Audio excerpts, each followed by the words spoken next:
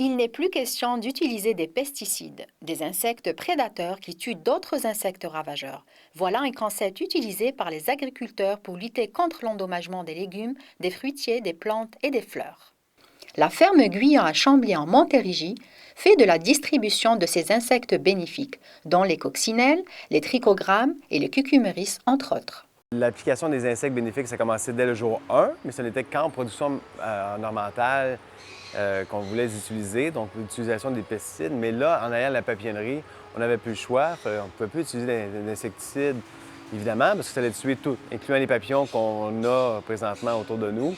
Ça aurait tout tué. Donc, l'implication des insectes bénéfiques a été pour nous une grande découverte, une grande réussite aussi, parce qu'on a un contrôle parfait sur le climat, un contrôle parfait sur les plantes qui sont avec nous.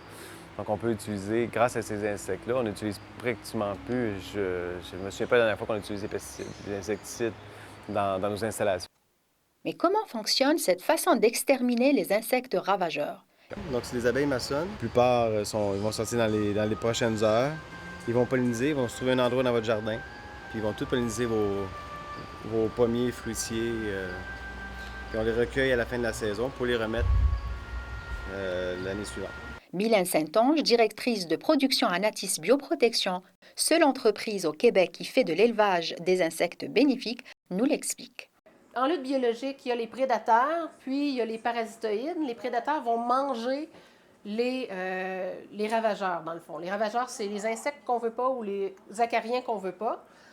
Donc ça, ici, c'est notre plan de culture. Donc quand les gens nous en commandent, dans le fond, nous, on leur envoie les feuilles.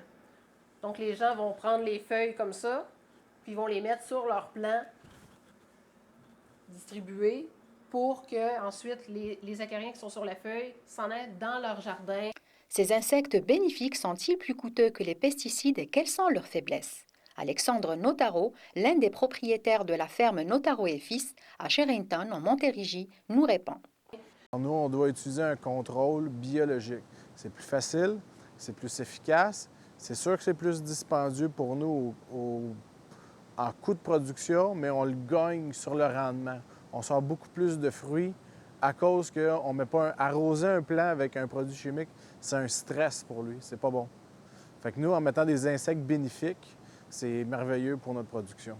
Les faiblesses, c'est qu'on travaille avec du vivant. S'il fait trop chaud, ils sont un peu moins efficaces.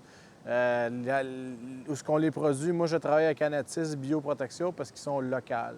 Avant, je travaillais avec Coppert, puis eux, c'est en Belgique qu'ils sont produits. Alors, les insectes arrivaient souvent morts.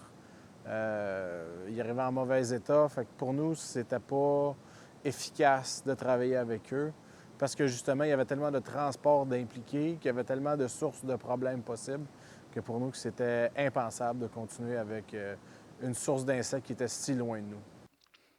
Olivier Noël, technicien agricole à Anatis Bioprotection, parle d'une nette diminution de pertes dans la production agricole liée à l'utilisation de ces insectes. Et on va diminuer énormément les pertes. Comme ici, au Cerf Notaro, on a augmenté de 22 concombres au mètre carré. Sur 14 000 mètres carrés, ça fait énormément de concombres. Ça fait 308 000 concombres de plus pour une saison. Alors, c'est énorme. Alors, ça fait augmenter aussi les revenus de l'entreprise. Les agriculteurs ne sont pas les seuls à utiliser les insectes prédateurs. Tereska Gessing et Sean Manning, un couple vivant à Verdun à Montréal, les utilisent dans leur jardin. Ils ont créé Semi-Urbain, une compagnie qui offre des services de jardinage bio à domicile. C'est dans le contexte de notre mandat et notre entreprise d'avoir des potagers et une culture comestible complètement naturelle à la maison. Donc, on veut absolument se fier sur un écosystème sain et complet pour faire l'entretien de notre jardin. Ça, c'est des coccinelles immaculées. C'est des coccinelles indigènes à notre région qui sont de moins en moins prévalents dans notre environnement parce que les coccinelles asiatiques ont été importées pour la lutte biologique et ont vraiment pris contrôle des populations, donc ils sont de plus en plus difficiles à trouver. Les enfants du couple jardinier urbain Lucas et Denika s'y mettent aussi.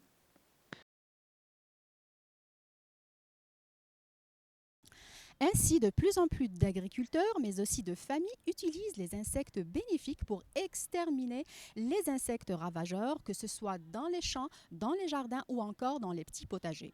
Le mot pesticide n'existe plus dans le jargon d'agriculture pour ces amoureux de la nature. Ici Souad Belkacem de la Maison du XXIe siècle.